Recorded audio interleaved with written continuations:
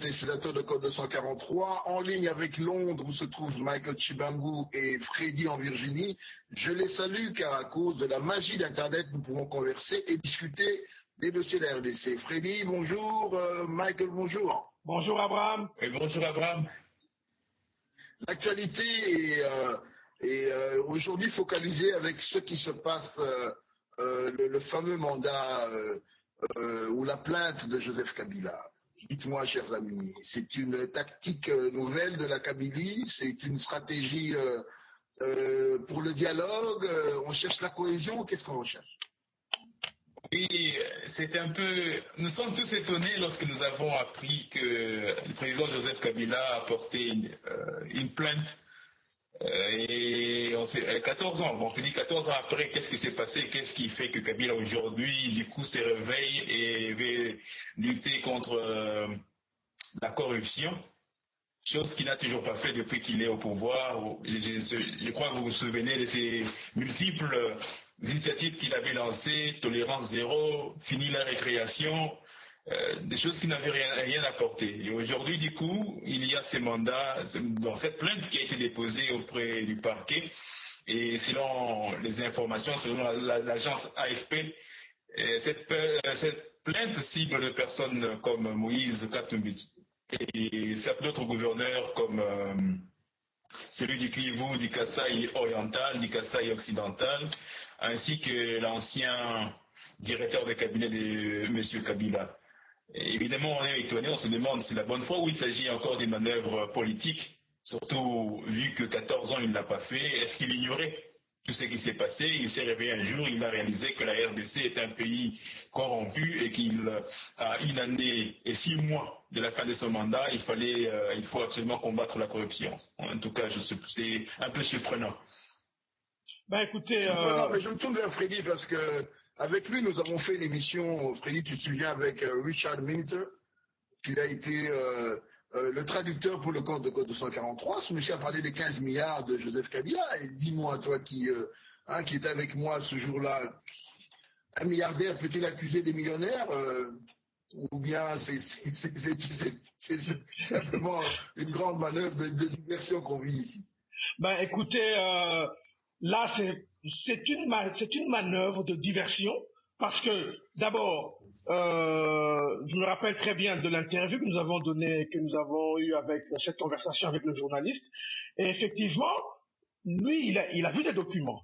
Les documents, il n'a pas écrit, il n'a pas spéculé sur les milliards de Kabila. Il y a des documents concrets qui prouvaient que le monsieur le Kabila avait autant d'argent. Mais là, effectivement, nous sommes toujours dans la distraction. Kabila essaye de distraire et de gagner du temps parce que ses parrains, parce qu'il faut le dire, ceux qui l'ont soutenu en 2006, ceux qui l'ont aidé à prendre le pouvoir en 2001, l'ont lâché. Les Occidentaux, la communauté internationale ont tapé sur la table, lui ont dit clairement, en 2016, vous devez remettre le pouvoir à quelqu'un d'autre. Et là, le monsieur veut faire un forcing. Il veut peut-être montrer sa bonne foi, mais cette plainte nous étonne, comme a dit Michael. Ça fait 15 ans qu'il est au pouvoir, 14 ans qu'il est au pouvoir. Après plusieurs rapports mapping de l'ONU où on citait des cadres du pouvoir qui étaient dans les pillages des ressources du Congo, après plusieurs rapports des ONG congolaises qui se plaignaient de la corruption, des détournements des fonds, et à chaque fois, que ce soit le gouvernement, que ce soit le président de la République, ils se sont levés pour dire que c'était des manipulations des ennemis du Congo et tout ça. Et aujourd'hui, il se lève, il va déposer plainte, c'est même grave. Le président dépose plainte.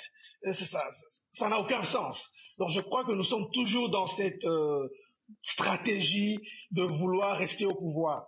Il est conseillé par qui il sait. Ils essayent de trouver tous les moyens possibles pour que en 2016 ils puissent continuer, parce que faut pas oublier que ce pouvoir est un pouvoir sanguinaire. Ils ont les mains pleines de sang. Ils savent très bien que en 2016, si Kabila part, lui, il peut peut-être bénéficier de certaines des privilèges et tout ça. Mais les autres, ceux qui l'ont accompagné durant ces 14 ans, dans les tueries, dans les massacres, dans les détournements des fonds, où vont-ils aller?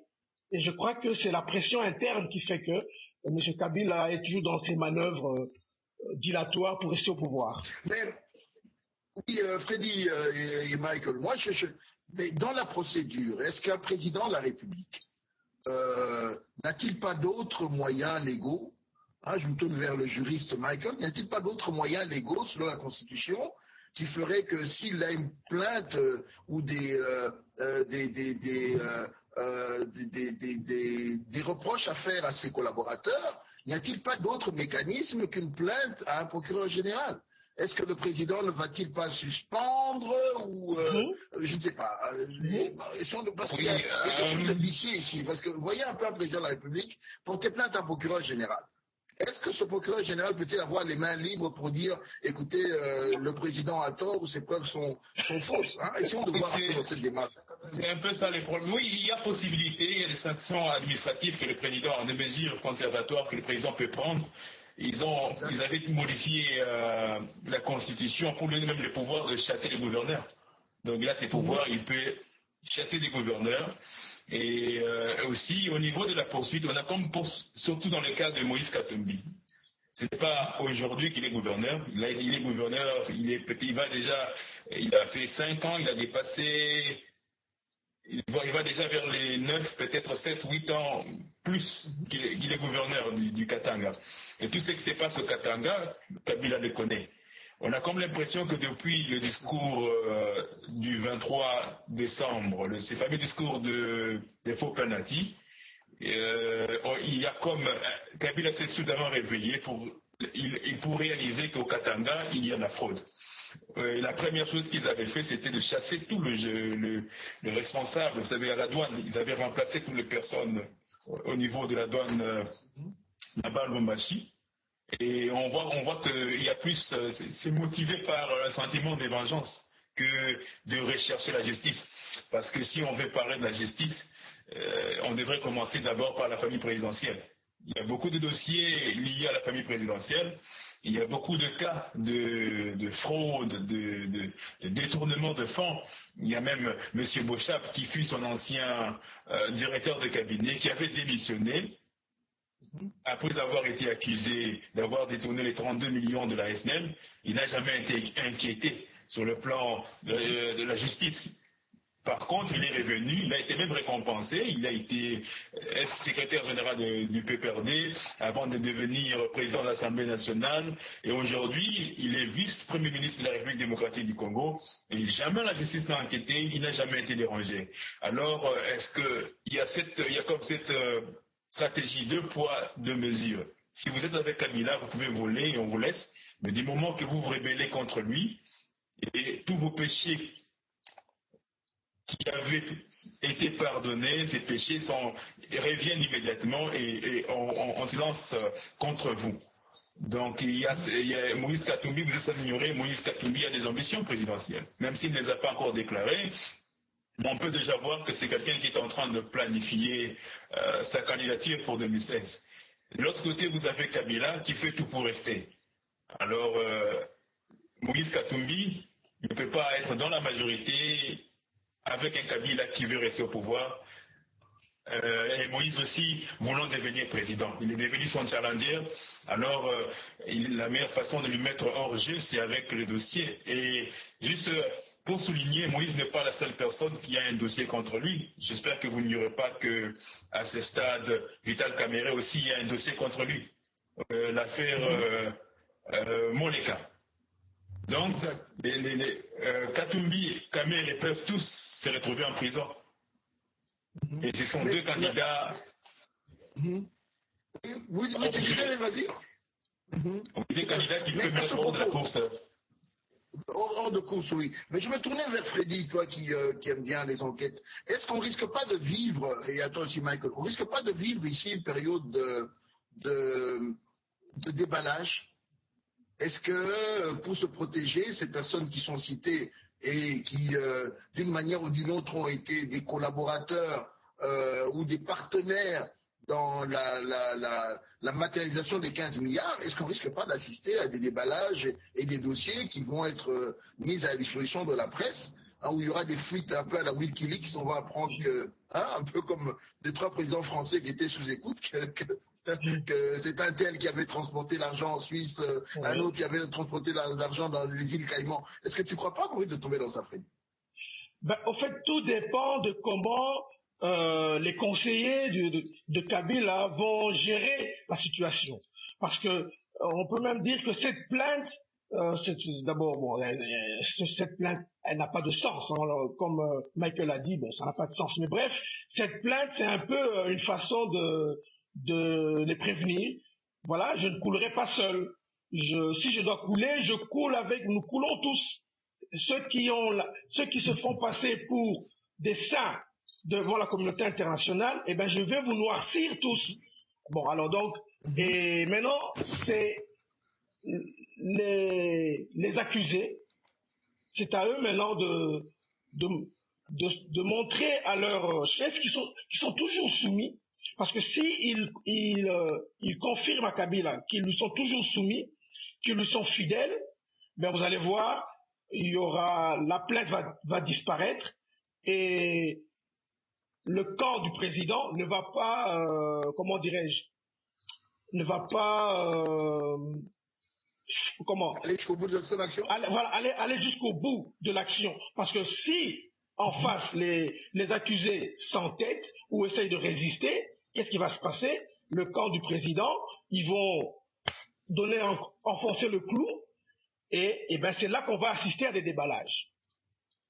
Donc, en fait, on peut parler de chantage politique. Voilà, chantage politique, une façon de les dire, écoutez maintenant, parce que comme j'ai parlé de Caméré il n'y a pas longtemps. Regardez un peu Vital Caméré. Avant qu'il aille à l'Est, on a secoué, on secoue les dossiers Moleka pour les essayer de les bloquer. À chaque fois qu'il fait quelque chose, lorsque les pouvoirs se sont frustrés, vous voyez les dossiers Moleka qui revient. Et maintenant, je crois que c'est la même stratégie qu'on veut utiliser avec le Katumbi et les autres pour essayer de les tenir en laisse, si je peux dire. Pour que du chantage pour dire, écoutez, si vous ne faites pas ce que nous vous demandons, voici ce qui va vous arriver. Mais comme je dis, il n'y a pas que Katumbi. Si on doit suivre, il faut suivre tout le monde. Il ne faut pas qu'il y ait cette justice sélective où l'on s'attaque à des personnes qui disent non. À Kabila, ça ce n'est pas juste, je trouve que c'est de la manipulation. Ça devient... Au fait, excuse-moi Michael, je voulais dire, les 48 heures qui vont venir vont être très cruciales dans cette histoire de plainte. Parce qu'on sait que dans l'ombre, il y a des contacts qui se font.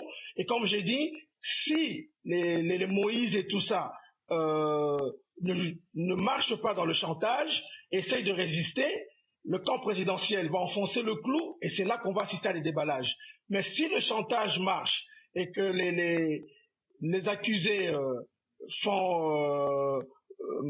montrent leur fidélité inconditionnelle au chef de l'État, et je crois que là, la plainte va disparaître comme de la fumée, et il n'y aura pas de déballage. Et aussi, vous pouvez voir les timings. Un moment où on dit, voilà, nous avons besoin de la cohésion nationale, nous avons besoin de calmer les tensions. C'est à ce moment-là qu'on lance quelque chose de la sorte. Et vous savez, arrêter Moïse Katumbi aura des conséquences au Katanga. Est-ce que la population katangaise va l'accepter comme ça? Est-ce que c'est une autre stratégie qui peut créer les chaos? Il faut se demander aussi cela. Il y aura de conséquences. Ce n'est pas tout le monde qui sera content que Moïse soit arrêté de la sorte. Alors, on ne peut pas avoir, d'un côté, on cherche à calmer les tensions, on dit il faut que nous puissions dialoguer. De l'autre côté, on les ravive avec des plaintes qui semblent motivées par la vengeance. Parce qu'il est la cible. Michael, à ce sujet-là, est-ce que ce ne serait pas aujourd'hui la conséquence aussi? Parce que nous avons appris qu'il y a eu des consultations au Katanga. On voit celle de Kinshasa avec Kimbuta André que l'on a vu implorer Franck Diongo tout récemment pour participer au dialogue. Le même Kimbuta Kinshasa a essuyé un refus du MLC la semaine dernière, un refus de Martin Fayoulou, qui a pourtant été très proche de lui à un certain moment, un refus de Franck Diongo et d'autres partis politiques qui ont pris l'opinion sur lui à Kinshasa. On nous apprend que Ngoïka Sanji, dans le Kasaï oriental, lui également, la population lui a dit clairement, pas de troisième mandat, pas de dialogue, on veut la libération, ceci, cela. Le même cas au Katanga. Est-ce que vous n'avez pas ici l'impression que Kabila se sent abandonné par ceux que lui-même a créés? Parce qu'il y en a qui disent oui, c'est ces sentiments de trahison. Les sentiments de trahison, parce que, vous savez, Moïse était en exil. Si Moïse est revenu en RDC, c'est grâce à Kabila. Si Moïse est devenu gouverneur du Katanga, c'est encore grâce à Kabila. Et si Moïse a pu, pendant toutes ces années, gérer comme il voulait, sans qu'on puisse lui faire pression, c'est toujours grâce à Kabila. Et maintenant, Kabila réalise que Moïse a des ambitions, que Moïse n'a pas hésité de manifester son ambition à travers son discours du 23 décembre, et même dans la plupart de ses interviews, lorsqu'il parle, il balance un mot. Quelque chose toujours à l'endroit de Kabila, il faut savoir partir, et on doit respecter la Constitution, et 2 mandats suffit. Il y a toujours quelque chose qui lance dans ce sens.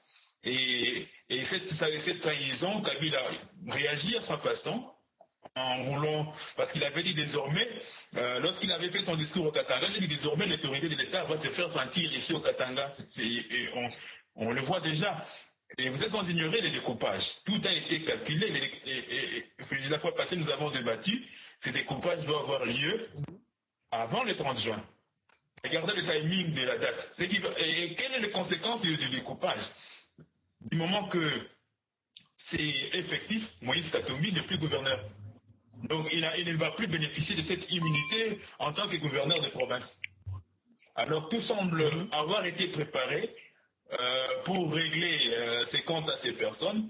Et quant à la personne de Ngoïka Sanji, c'est aussi un proche de Moïse Katumbi. Et tous deux sont des présidents des football, disons, de clubs, tout ça.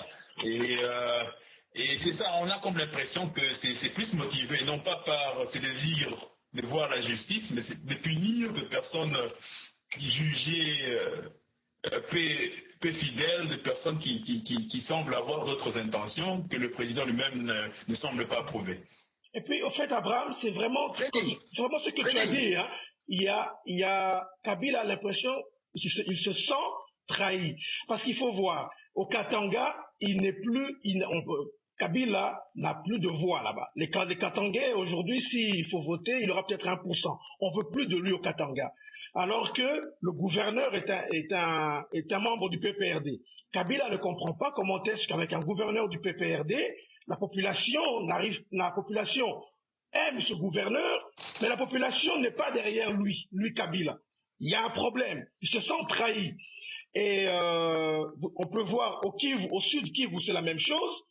Kamer, il va là-bas, il fait un plein, à chaque fois qu'il y va, c'est la Bukavu est vraiment en effervescence, et qui est gouverneur? Chichambo. Il se dit, mais c'est pas possible. On vient de voir hier à Goma, aujourd'hui à Goma, il y a eu une manifestation qui a été réprimée. Là, Kabila est content. Il y a eu une manifestation contre le dialogue, ça a été réprimé aujourd'hui. Là, Kabila est content. Au Kasaï, chez Ngoïka Sanji, la même chose. Kabila se dit, c'est pas possible, j'ai un gouverneur qui est du PPRD, mais on voit que tout le monde est derrière l'UDP, c'est les autres partis d'opposition. Donc, il y a trahison dans la maison. Et je crois que c'est aussi, ça fait partie peut-être de la colère de Kabila. Il se sent trahi, abandonné. La colère. Mais je reviens vers toi, Freddy, en t'interrompant juste un peu, s'il te plaît. Est-ce que, aussi, comme Mike l'a dit, n'y a-t-il pas ici une tactique politicienne de mettre de côté des potentiels candidats au présidentiel? Je parle de Moïse Katumbi, on l'a cité. Il y a également Bamanissa qui a été cité, qui est beau-frère de Jean-Pierre Bemba, beaucoup de gens ne le savent pas. Ici, Jean-Pierre Bemba, malheureusement, n'est pas libéré d'ici 2016. Bamanissa, pourquoi pas? pourrait prendre cette carrure-là et la jouer du point de vue des présidentielles. Mais n'y a-t-il pas ici, parce que l'image qui me revient, c'est celle de Madame Olive Lembe Kabila à Lubumbashi, parlant de son projet social, avec le gouverneur assis tout bonnement que les aides de Madame aux côtés. Et certains de nos confrères de la presse ont parlé de la possibilité de voir Olive Lembe être la candidate de la majorité présidentielle. Est-ce qu'en éliminant par ce stratagème des tribunaux, il y a déjà Jean-Claude Mouyambo qui a son problème, comment s'appelle Moïse qui va d'avoir le sien, on l'a si bien dit par Michael Vital qui a le sien, est-ce qu'on ne va pas neutraliser d'une certaine manière les candidats potentiels pour mettre un boulevard pour que le candidat de la majorité présidentielle, avec un message fort. Parce que c'est vrai qu'aujourd'hui, c'est avec les 3 gouverneurs, mais demain, ça peut aller plus loin. Ça peut être les ministres, ça peut être les chefs de file des partis, ça peut être tout le monde. Et tant que lui, il est aux manettes du pouvoir, il va le faire sentir et par ce jeu de pression, obtenir ce qu'il veut obtenir, sachant que c'est lui qui détient les services de sécurité, l'armée. Et quand tu auras fini, Freddy, j'aurais également qu'on puisse faire une petite relation avec l'arrestation du général des services de sécurité rwandais à Londres, là où tu vis, parce que ça aussi, c'est un message de la communauté internationale, un message clair. Est-ce que ça justifie les raisons pour lesquelles aujourd'hui Kabila veut dire, bon écoutez, moi je veux nettoyer dans mes écuries et montrer que c'est pas moi, ce sont les autres les méchants? Je ne sais pas, est-ce qu'on peut également aller dans ce sens-là? Mais bien sûr, Abraham. Au fait, il est en train de faire d'une pierre 15 coups. C'est-à-dire que tout. Donc, je crois que les Congolais ont beaucoup sous-estimé Kabila. Bon. Et je l'avais dit. Et Kabila ce n'est pas lui tout seul, mais quand on parle de Kabila, c'est lui et son collège. Il doit avoir des conseillers très, très, très malins, et très intelligents aussi. Et là, ils sont en train de faire d'une pierre 15 coups. C'est-à-dire, parce qu'un président déposer plainte, ça n'a pas de sens du tout, mais ça a un sens quand on sait que avoir un dossier en justice empêche quelqu'un d'être candidat, effectivement. Donc, et on sait en plus que sur la liste, il y a une quinzaine de personnes dont le nom ne sont pas encore connus du grand public. Donc, c'est sûr et certain qu'il est en train de faire d'une pierre 15 coups. Et aussi en même temps, il est en train de montrer patte blanche. Il dit à la communauté internationale, écoutez, moi, ce sont mes collaborateurs, j'ai toujours fait confiance en eux, mais maintenant je me rends compte qu'effectivement, et par rapport d'ailleurs au dernier rapport du PNUD qui dit que le Congo est le pays le plus corrompu, le gars se dit non, je veux nettoyer mes écuries, et voilà, et je veux le faire. Il ne faut pas qu'on dise, voilà, Kabila l'a fait d'autorité. Ah non, je passe par le procureur de la République, et vous allez voir, moi je suis clean. Donc là, et en même temps, c'est pour endormir les gens, endormir les Congolais, pour qu'ils puissent continuer à être au pouvoir, parce que c'est Olive Lembe, parce que Olive Lembe, quand on lui a posé la question, elle n'a pas dit non. C'est déjà flou, parce que quand on ne peut pas être candidat, on est clair, on dit je ne serai pas candidate. Elle n'a pas dit non. Elle a commencé à divaguer. Donc, c'est vrai, effectivement, Abraham, je voulais en parler d'ailleurs plus tard, mais tu m'as dévancé. La candidature d'Olive Lembe, il faut toujours avoir un œil sur ça. Et si effectivement elle est la prochaine candidate du PPRD ou de son mari, donc son mari va continuer à diriger à travers elle, mais c'est tout à fait normal qu'on puisse éliminer tous les candidats potentiels et laisser un boulevard, comme tu dis, ou une autoroute à Madame Olive Lembe. Donc là, nous sommes dans une véritable stratégie. Et aussi, et vraiment, il y a une stratégie très, très, très... je pourrais dire bravo à Kabila, parce que là, il est vraiment en train de montrer que c'est un stratagème. Un bon stratège. Et aussi, il faut voir l'impact de cette plainte. La question que vous pouvez vous poser est celle de savoir combien dans la majorité présidentielle ont le même propre. C'est déjà la panique. Tout le monde va se dire, peut-être demain c'est moi. Alors je dois faire tout pour montrer au président que je suis fidèle. Je dois faire tout pour que je ne sois pas poursuivi aussi. Donc avec ces coups, il lance un message à tout le monde. C'est comme, vous savez, chacun a au moins quelque chose à se reprocher. Il y en a qui sont impliqués dans les détournements de biens, il y en a qui arrachent des maisons, ça et là, il y en a qui font le trafic d'influence. Alors, ils ne sont pas à l'aise. Kabila se montre comme ce maître du jeu et qui va dominer sur tout le monde. Il lance des messages et les opposants, ils lancent des dialogues. Il dit, voilà, nous allons dialoguer. Vous voulez dialoguer? Nous allons dialoguer. Et depuis qu'il a lancé les dialogues, les opposants ne parlent que du dialogue. C'est comme s'il n'y a plus rien en RDC. Tout ce qui compte, c'est le dialogue.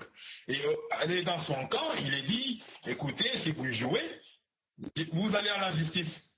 Et donc, il contrôle le décan. Et si on veut parler d'éliminer les candidats potentiels, il a fait avec Mbemba. Jean-Pierre Mbemba, il est en prison. Il a 2 dossiers. Même si on le trouvait innocent, on l'a quitté pour les premiers dossiers. Il y a le 2e dossier qui va commencer d'ici le mois de septembre, si je ne me trompe pas. Et la liberté provisoire qui avait été accordée pour ce 2e dossier a été annulée. Donc c'est pour dire que Mbemba ne sera pas libre en 2016. Quoi qu'il arrive, il ne sera pas libre en 2016. Même s'il est innocenté, il est acquitté pour son premier dossier, il sera retenu pour le 2e dossier. Et avec la CPI, c'est trop lent. Quelque chose qu'on peut finir en 1 an, dans la CPI, ça peut prendre 3-4 ans. C'est un candidat éliminé. Vital Kamere, aussi, il y a un dossier contre lui. Katumbi, dossier contre lui. Etienne Tshisekedi, il y a la vieillesse qui est là, il est affaibli par le poids de l'âge, et si Kabila voit qu'il veut revenir, il risque de trouver aussi quelque chose pour essayer de lui bloquer. Et c'est là, comme vous l'avez dit, ça ouvre la voie aux candidats de la majorité présidentielle. Et Maman Olive Lembe elle-même n'a pas, lorsque la question l'avait été posée, elle a dit qu'elle ne pouvait pas mentir. Donc l'avenir nous dira. C'est pour dire que ça fait parmi aussi les projets. Quand quelqu'un ne vous dit pas non en politique, c'est un oui. Ne dis pas non en politique. C'était oui, parce que si ce n'était pas le cas, elle pouvait dire, écoutez, je ne serai pas candidate. Mais si elle dit, écoutez, elle parle et après à la fin elle vous dit l'avenir nous dira, c'est que ça fait partie des options considérées au cas où Joseph Kabila ne serait pas en mesure de se représenter en 2016. À propos, dans 2 jours, l'UDPS annonce avec fracas à Bruxelles une déclaration du président du parti Etienne Tshisekedi. Qu'est-ce qui pourrait être dit, Freddy? Wow. Qu'est-ce que le vieux va-t-il annoncer? Son retrait de la politique? Dialogue. Quoi? Il lève la mesure d'arrestation de Joseph Kabila. Écoutez, dites-nous, parce que tout le monde attend là, on est tous rivés. Je crois que si j'avais un billet pour aller à Bruxelles, je serais parti pour rien que pour écouter de vive voix et toucher la personne du Sphinx. Mais effectivement, ce discours, c'est l'un des discours les plus attendus de toute cette année. Et c'est vrai que même s'il y avait un match aujourd'hui à Kinshasa, vite à Imana, je crois que le stade va être vide. Donc tout le monde attend ce discours-là de Tshisekedi. Maintenant, il y a entre ceux qu'on espère qu'il va dire et ce qu'il va réellement dire. Ça, on ne sait pas. Mais, connaissant Tshisekedi, quand nous lisons l'histoire, nous verrons que ce monsieur a toujours été constant, normalement, dans sa façon de faire sa politique. Il a toujours été constant. Alors, nous espérons qu'il va rester dans cette constance. S'il reste dans la constance, dans son discours, parce que bon, tout le monde se pose la question, ça fait un bon bout de temps, on ne le voit pas, il est séquestré par la famille, il y a déjà des décisions qui se prennent dans l'UDPS, on ne sait pas si c'est vraiment lui ou pas, peut-être qu'à cause de la maladie, il est isolé, il ne sait pas ce qui se passe au Congo.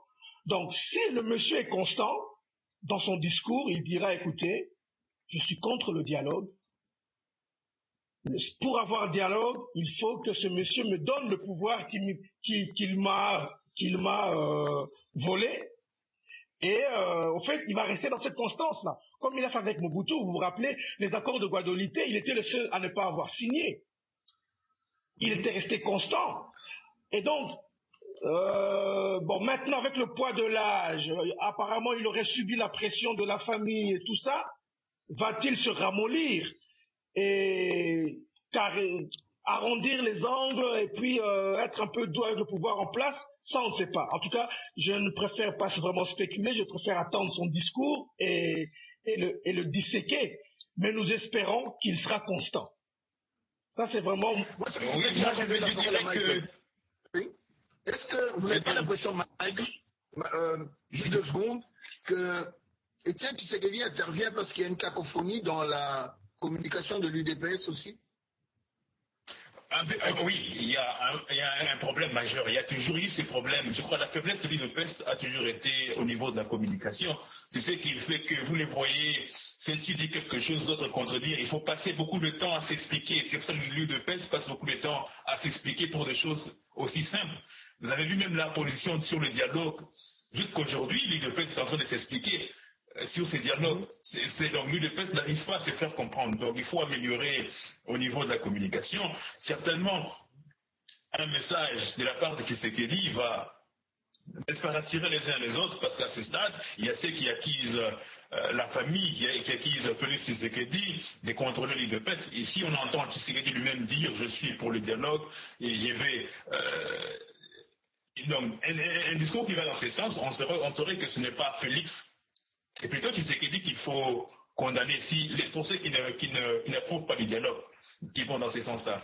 Aussi, ça pourrait rassurer, parce que, vous savez, il est allé en Europe. Lorsqu'il a quitté Kinshasa, si vous suivez le premier discours de Félix Tshisekedi de Mavumbu, ils avaient dit qu'il allait prendre contact avec la diaspora en octobre, il n'y a rien eu. Il allait faire ceci, il n'y a rien eu. Et on a entendu Tshisekedi parler une seule fois. C'était plutôt 2 fois. La première fois, c'était la première fois, c'était au mois de décembre. Il a fait un discours de vœux. Et la deuxième fois, c'était février, si je ne me trompe pas, la 33e anniversaire du parti de l'UDPS. Et il a fait un discours de juste quelques minutes. Ce discours n'a pas du tout rassuré, parce qu'on veut vraiment, on veut voir un Tshisekedi fort, un Tshisekedi en contrôle. Et on espère qu'il va parler, parce qu'on dit qu'il sera là. On a dit, selon les communiqués de l'UDPS, on a dit il y a cette cérémonie commémorative qu'organise l'UDPS C27 dans le cadre du 30 juin, donc l'indépendance, qui sera marqué de sa présence. Va-t-il parler? Point d'interrogation. Et il ne suffit pas de parler, que va-t-il dire? Parce que les gens entendent cela pour savoir qu'est-ce qu'il va dire. Et n'oubliez pas aussi qu'il n'est pas le seul qui va parler. Joseph Kabila aussi prévoit de parler comme il est fait d'habitude pour le 30 juin. Qu'est-ce que Kabila va dire? Qu'est-ce que Tshisekedi va dire? Chose vraiment très intéressante que les gens, nous attendons savoir, nous voulons savoir exactement ce qu'il va dire dans ce sens. C'est vraiment, les jours à venir, les 2 jours qui viennent, 3 jours qui viennent, seront vraiment intéressants. En fait, je voulais dire une chose. Oui, Freddy, vas-y, Freddy, vas-y. Juste 1 minute. Concernant le discours de Tshisekedi, parlant de l'impérium, comment dirais-je, Félix avait bien dit ceci, que l'impérium n'était pas jeté aux oubliettes, mais c'était en stand-by parce que la personne concernée par l'impérium, c'était Tshisekedi. C'était pas l'UDPS, c'est Tshisekedi. Et que Tshisekedi était malade. Raison pour laquelle l'impérium était un peu en stand-by. Mais l'impérium n'était pas dans les oubliettes. Et quand la personne va se rétablir, il va encore relancer sa quête de l'impérium. C'est ce que Félix avait dit. Alors, sur le plan réaliste, le réalisme oblige, il faut qu'on soit réaliste. Nous sommes déjà, comme j'avais dit tantôt, à 1 année et 6 mois de la fin du mandat de Joseph Kabila. La Constitution de la République dit que la CENI déclare les résultats provisoires et la Cour suprême confirme ces résultats. Par quel mécanisme Tshisekedi peut reprendre l'impérium? Cela va nécessiter une transition parce que la constitution normale, la procédure constitutionnelle ne la permet pas. Il n'y a pas d'autre voie par laquelle on peut transférer les pouvoirs à une autre personne sans passer par les élections La Constitution prévoit les élections. Et du côté légal, donc il y a un problème au niveau juridique. Si tu sais qui voulait l'impérium. Oui. Mais est-ce qu'à ce sujet-là, parce que je voulais qu'on revienne un peu sur ce que Joseph Kabila pourrait déclarer, mais est-ce que s'il y a un compromis politique, imaginons, fiction, dans une salle, Tshisekedi, Joseph Kabila, je dis bien fiction, Joseph, oui, je veux remettre mon pouvoir au vainqueur des élections de 2011, mais après une période de transition, modification, de la Constitution, parce que, vous savez, il y a des petits mots que certains de la majorité présidentielle ont sortis, des petites phrases qui font tiquer. Ils disent on doit aller vers une nouvelle république. On veut créer un Congo nouveau. Qui dit Congo nouveau, et vous savez, il y a quelques années en arrière, on parlait de cette fameuse nouvelle constitution qui ferait tabula rasa et on partirait sur... Donc, pour ceux qui connaissent, qui commencent à appréhender maintenant la manière de fonctionner la Kabylie, je suis sûr, ils ont essayé les 3 coups pour changer la modification, pour aller au recensement et tout ça pour le glissement. Ils n'y sont pas parvenus. Maintenant, on utilise des mécanismes juridiques pour le créer, tout comme également on peut... Je suis pas à la fin de mon étonnement. Je suis sûr qu'il y a encore un plan C, D, E, F que Joseph a sous sa botte, qui va pouvoir nous mettre sur la table si les choses ne se compliquent pas. Je crois que peut-être le dernier, ce serait un faux coup d'État à la Kouzizé pour revenir. Ça, c'est possible. Mais revenons à Joseph, mes chers amis. J'aurais appris, vrai ou faux, qu'au cours de son discours, il risque de prononcer une amnistie pour libérer les prisonniers politiques. Parce que constatez que l'une des rares demandes ou requêtes à laquelle il a accepté pendant les consultations ou après les consultations, c'est la demande de Monseigneur avec la télévision chrétienne, catholique, qui a été, dont le channel a été remis en ligne. Ne croyez-vous pas qu'il y aurait, il pourrait étonner et être un peu plus un nouveau Joseph c'est vraiment possible. C'est possible. On parle d'une grâce présidentielle parce qu'il a ses pouvoirs de gracier de prisonniers, comme il a fait pour Coutinho. Il peut le faire encore parce que c'est Steve Bika.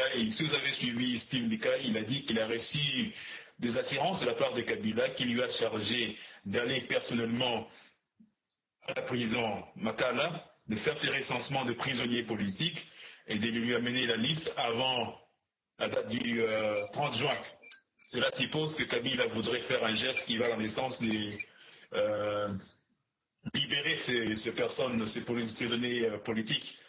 Mais d'un côté aussi, lorsqu'on voit sa plainte, on se dit est-ce qu'il veut encore ajouter d'autres, on libère et puis on remplace par d'autres personnes. Mais il va certainement aller dans le sens donc, je peux dire apaisement, peut-être oui. Vous voyez, avec Kabila, c'est qu'on doute de sa bonne foi. Donc, on a vu beaucoup de choses dans le passé, et à chaque chose qu'il fait, on doute est-ce qu'il les fait encore il a des calculs politiques, ou bien il cherche une sortie honorable. Il s'est dit, voilà, j'ai très mal agi pendant ces 14 ans, j'arrive à ma fin, je voudrais, avant de partir, faire à ce que les prisonniers politiques soient libérés, qu'il y ait des élections paisibles, et que moi je sorte d'une manière honorable. C'est possible, mais j'en doute. Mais c'est possible, c'est une possibilité. Est-ce que ne va-t-il pas accuser ces fameux gouverneurs d'avoir détourné les fonds qui ont fait qu'on n'a pas pu financer à temps les élections et raison? Vous savez, tout est possible. Je me souviens, au mois de janvier, on parlait de plus de 200 millions de dollars après l'audit qui a été fait à Kasumbalesa simplement. Ah, imaginez qu'on parle de Kassoum Balessa, qu'on mette Goïka Sanji qui gère les diamants, celui des questions occidentales avec l'argent du barrage et tout ça. Bref, on peut avoisiner facilement le milliard qui manque et pour dire, voilà, ces messieurs sont responsables, nous n'avons pas d'argent au peuple congolais, voilà. Donc, tous les stratagèmes sont possibles. Freddy, tu voulais rajouter la question d'argent. La question d'argent, la communauté internationale lui a dit, nous sommes prêts à financer seulement les élections présidentielles et législatives. Donc s'il n'a pas d'argent pour les élections locales, qu'est-ce qu'on a qu'à faire? On les reporte, c'est tout. Oui, mais Freddy, tu voulais dire... Le problème, c'est qu'il ne veut pas reporter les élections locales parce qu'il sait que c'est à travers ces élections qu'il aura les glissements. Voilà. C'est pour ça qu'il a demandé même au Parlement d'aller en session extraordinaire pour voter cette loi sur la répartition de sièges pour l'élection locale. Oui. Malgré que cette loi, il y a beaucoup d'erreurs dedans, c'est une loi, beaucoup d'incohérences, une loi vraiment bâclée. Mais on veut faire passer cela par force et avec toutes les conséquences qui pourraient en découler. Donc il n'est pas dans la logique Donc, il est dans la logique de retarder les choses. Si l'argent, il dit qu'il dise combien il a, et on voit la communauté internationale saura comment compléter, parce que jusque-là, ils n'ont pas encore dit qu'ils n'ont pas d'argent. On a entendu Kengo le dire, mais on n'a jamais entendu le gouvernement dire, voilà, nous n'avons pas d'argent pour les élections. Ou bien nous avons autant, parce qu'il ne suffit pas de dire nous n'avons pas d'argent, il faut dire nous voici ce que nous avons, il nous faut autant, et si on n'a pas d'argent, on va à l'essentiel, c'est très simple. Freddy.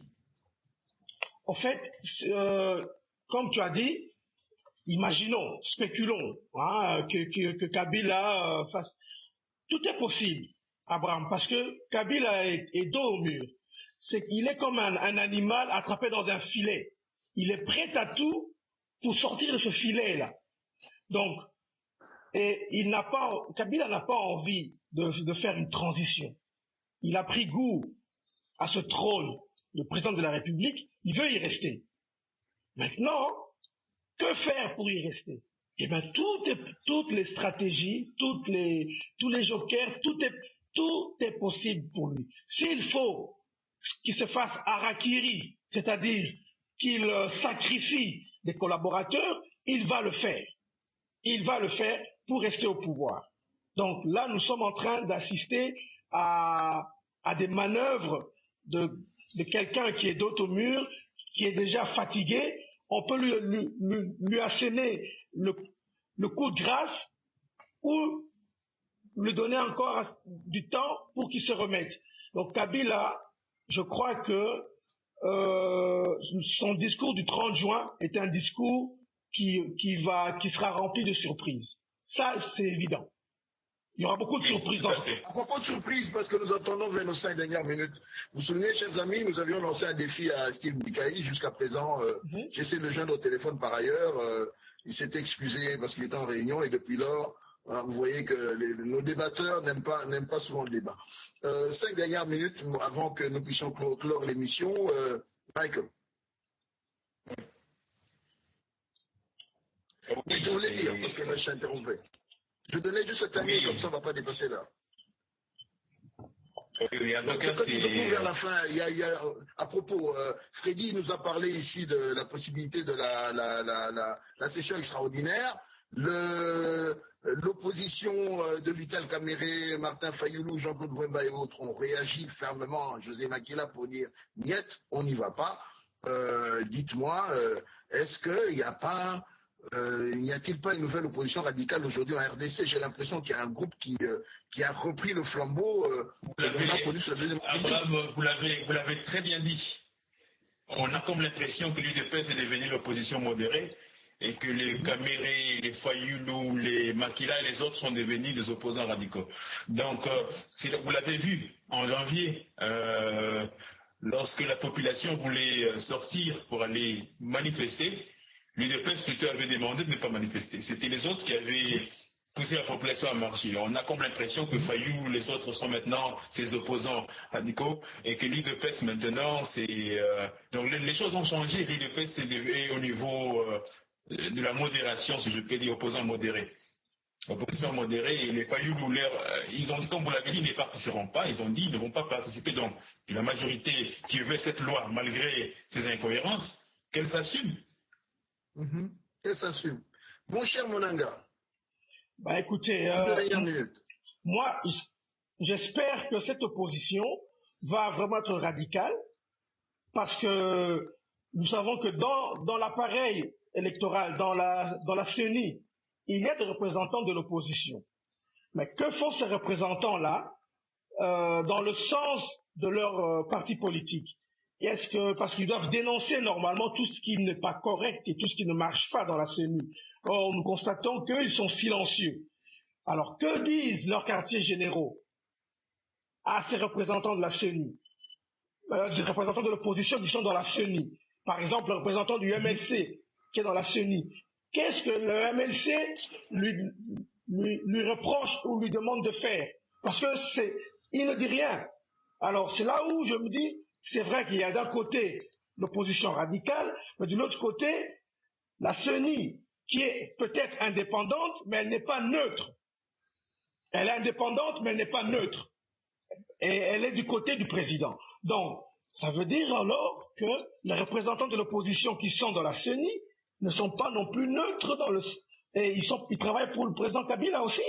Je peux conclure comme cela. Donc, on a comme l'impression que l'opposition a perdu le contrôle. Ils ont perdu le contrôle de leurs représentants au sein de la CENI. Sinon, il n'y aurait pas besoin de ce dialogue. Non, allons dialoguer opposition, majorité avec la CENI, parce que ce dialogue devait déjà se faire au sein de la CENI, auquel ils ont des représentants.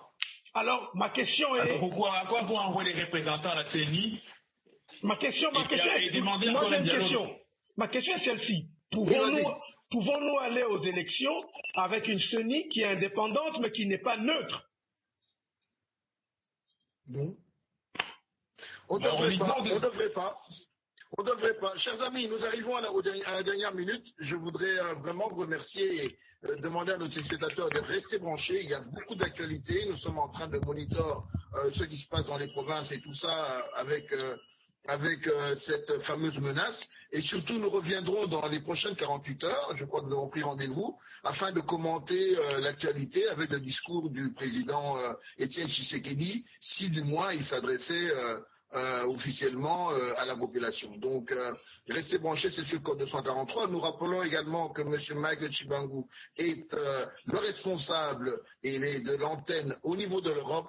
Vous pouvez nous contacter si vous voulez participer à notre radio qui sera lancée d'ici là. Nous sommes à la recherche des journalistes, de reporters, nous sommes à la recherche de plusieurs personnes qui peuvent nous aider à mieux combler le programme que M. Freddy Monanga nous concocte tout doucement. Donc, mesdames, nous sommes à votre recherche parce que jusque-là, nous recevons beaucoup de messieurs qui viennent. Donc, mesdames, venez avec un esprit code 243, c'est-à-dire de l'élégance, du respect de la femme. Je crois que nous ne voulons pas avoir les clichés que nous voyons ailleurs. Nous sommes ce que nous sommes et nous voulons nous différencier des autres. Freddy également est là, disponible. Appelez-le, écrivez. La radio, nous sommes en train de travailler. Le signal est là, déjà prêt. Pour ceux qui suivent, qui vont sur la page www.code 243, la musique est déjà là, mais nous attendons le go-ahead, c'est-à-dire lorsque toutes les personnes que nous espérons avoir comme collaborateurs vont nous rejoindre avec Freddy, avec Michael, nous pourrions à ce moment-là vous entretenir 24 heures sur 24 dans les prochains mois à venir. Et nous rappelons que c'est sur Code 243 nulle part ailleurs. Michael, thank you very much. Freddy, merci. Restons branchés. Allez sur notre page, commentez bien et à très bientôt. On se retrouve dans 48 heures pour un top. Vous faites l'analyse du discours de M. Tshisekedi. Voilà. Au revoir. Merci. Bonsoir, chers amis.